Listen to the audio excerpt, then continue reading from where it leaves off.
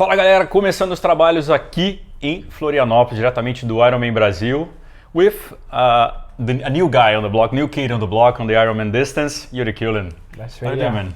I'm good.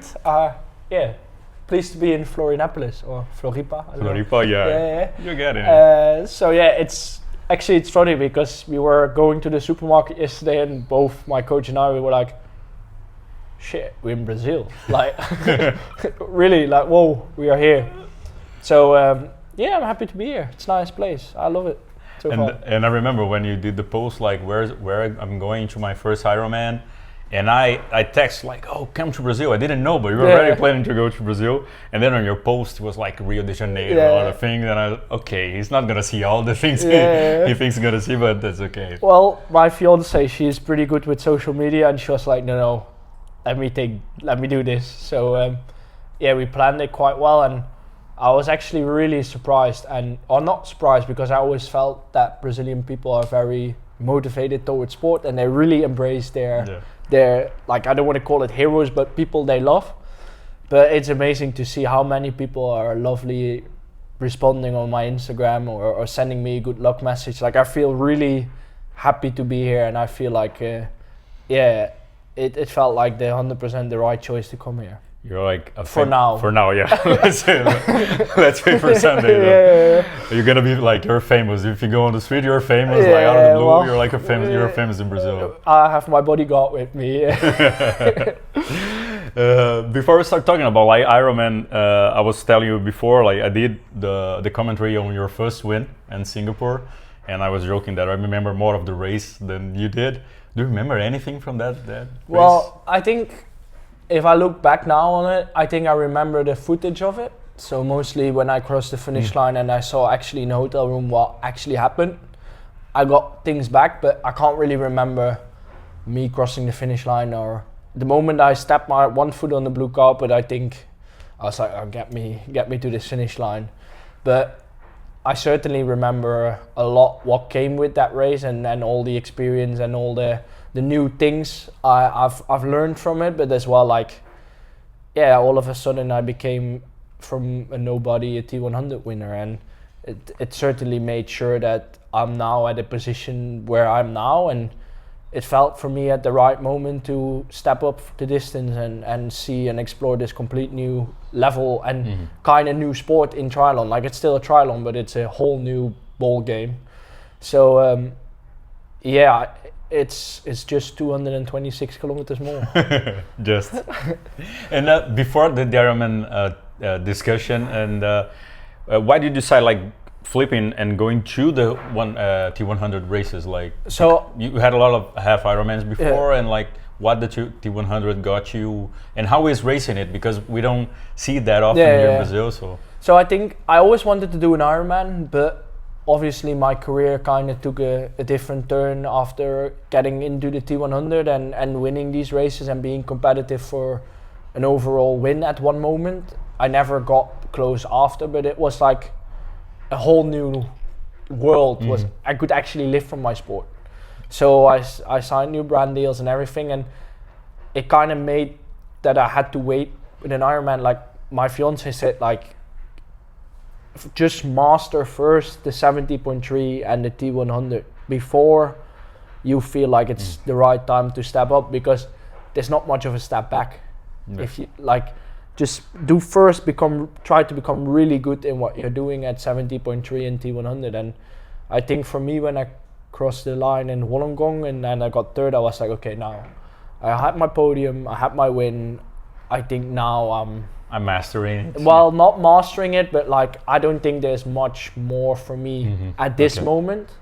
And then when the changes came with the contracts and we were not mandatory to race a certain amount of races, I think for me it was like opening up everything, because it meant like, oh, I can now do an Ironman and seriously prepare for it. Not just do an Ironman 2 weeks after T100, but like get an altitude camp, get a proper training camp, and then come to a race and just see what I'm worth it on the race. And what changed on your training schedule like this year, like changing not only like the training but the mindset, everything so to be here? Even if it's a longer distance at T100, and even if it's like a 3 hour plus race, sometimes people don't understand how split decision it is. So for example, if I'm coming out of the water 5 seconds in front of Hayden or Rico Boge, it can make my whole race different to the finish line. But if I'm 5 seconds behind, that can change the race as well. So it's like everyone knows as well, like with an Ironman, like it's 3 times as long as the normal distance in hours. So you just want to prepare really well on even doing a race of 8 hours or hopefully shorter, but you know, like doing such a long race. So for me, the most important thing at that moment was just like, okay, how can I think I'm fit enough. I think I have enough training in my body for the past years to finish an Ironman, but I don't want to finish. I want to be competitive. So we changed in doing longer runs, more like not really harder runs, I would say, but just like 2 hours, 2.5 hours in the trails, up, down, to see if we could change some muscular like adaptations on it. And I just did more volume on the bike, more zone 2, zone 3 work. And with T100, you're always like close to VO2 max because it actually matters in the race. Yeah. And here now, like I have this tank of VO2 max work from the past years, but if you try to put a layer of like endurance in it, I think it's a nicer mix, and it kind of feels a bit more like, I think I would describe it as like my training hours are more, but my stress level in training is a bit less.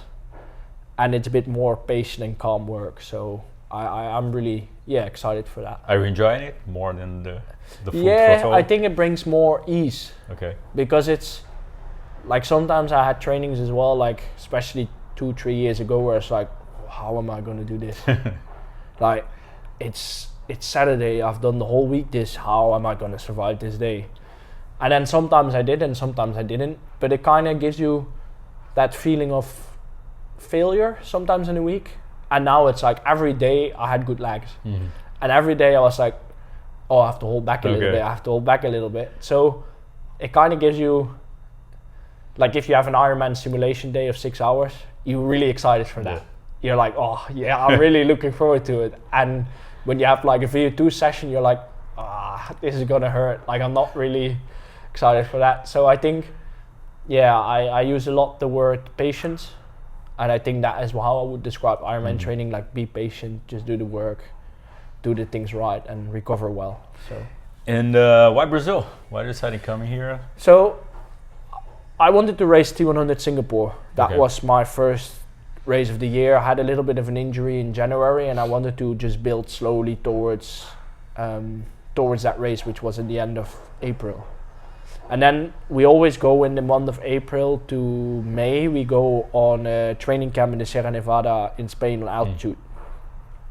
And I've always said, since I had the idea of racing an Ironman, I want to race my first Ironman coming off altitude. Because I want to experience how a full Ironman is when I'm really fit. And then I can cross the finish line and thinking like, okay, I just don't have the experience, but I do have the skills. Which means it's like, I'm just not good enough yet in an Ironman distance because I never knew. Yeah. But it's just a matter of doing this more. So I wanted to race from altitude, which I came. I did 4 weeks of altitude camp and then I came here. And then Brazil was basically one of the only options that I was like, oh, that's nice. I could as well go home and race a Klagenfurt or Frankfurt, but I really felt straight. Even in November last year, I felt like, I think Brazil is the place I need to go.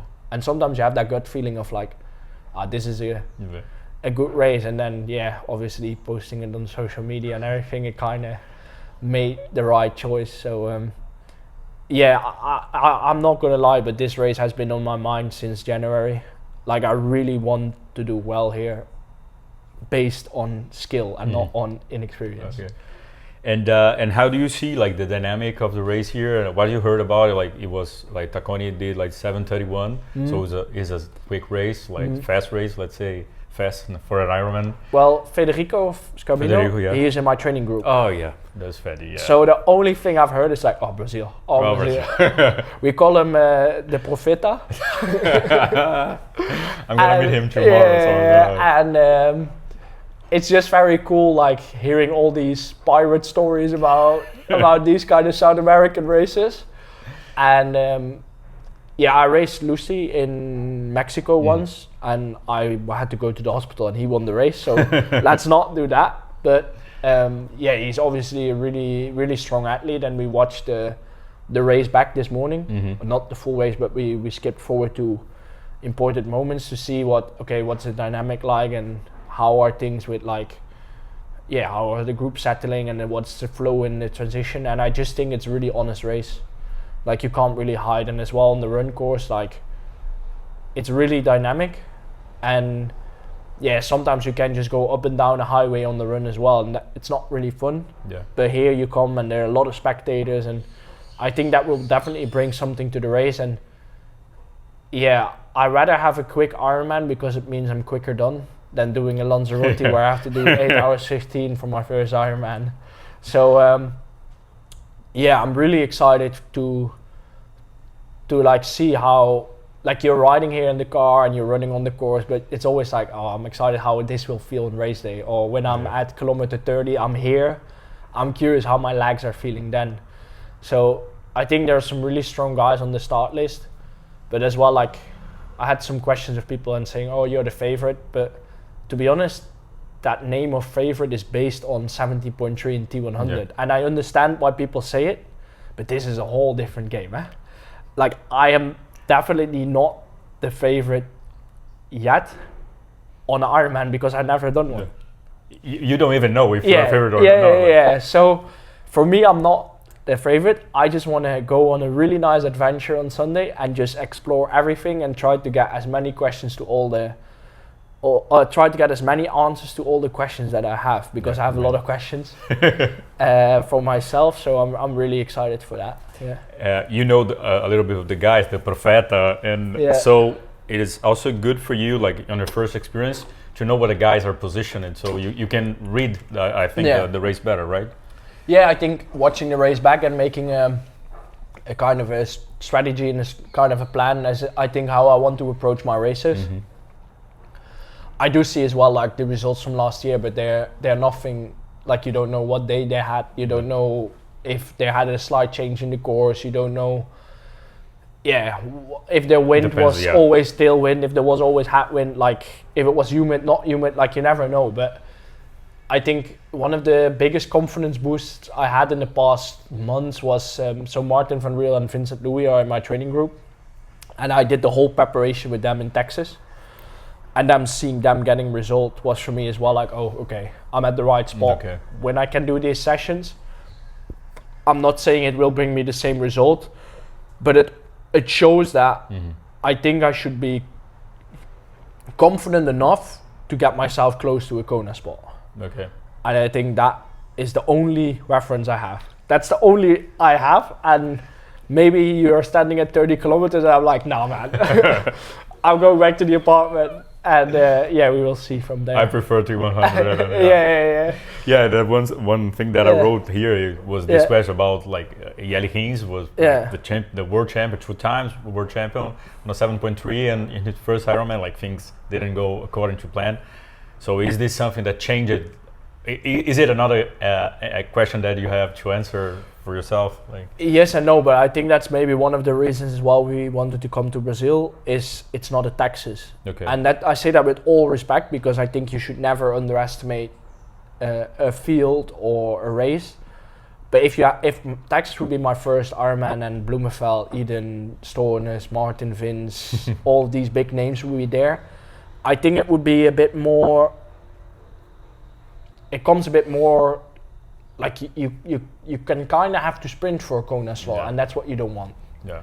So for me, the most important thing was that I could go to a race knowing, okay, this is what I show in training, and there's no guarantee in that. But if I can come close to that level on race day, I think it can bring me this. No matter what is around me, no matter if Fit is around me or Lucy or anything, just this is what I think that if I do this, then I think this can bring me from A to B in this time or this position. But obviously, if you look at the race of Jelle, he was racing it. Yeah. And I think that's something I should try not to do until 35K. Yeah. I should just stay and stick with what I think is the most important pace for me. and what pace I can hold. And then at 35k, when I meet my coach and someone is in front, or I'm in Kona slots and I'm comfortable, we then make a decision. Okay, are we going to race? Or are we going to finish? And I think that's the way I want to approach it, and I think that's as well the way I think that brings me the furthest.